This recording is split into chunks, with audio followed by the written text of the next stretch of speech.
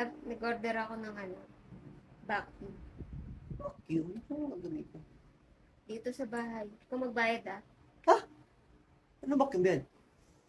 Vacuum? Ano ba yung vacuum? O baka mamaya hindi pwede yan sa kotse. Pag bumili ka, pwede dapat sa kotse. Kasi baka mamaya hindi naman magamit sa kotse, dito na sa sala. Tapos pa makakakuha ng mga dumi. Pwede yun. Makakuha yun. Bakit nag-review ka ba? Ano yung mga review? 5-star ba yan?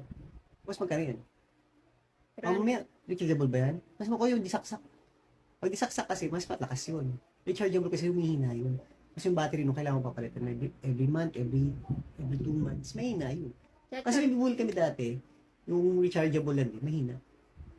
Tapos, mas mahal yun. Mas mahal, mas maganda. Pag mura, mas mabilis masira.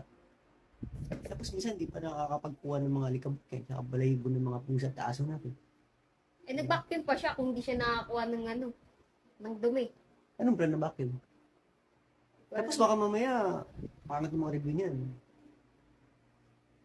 Magkano ba yan? Mura lang yan. Ikaw na magbayad. Number mo! Ikaw magbabayad dito, hindi ako! Ang dami-dami mo sinasabi, gusto mo lang pala ako magbayad!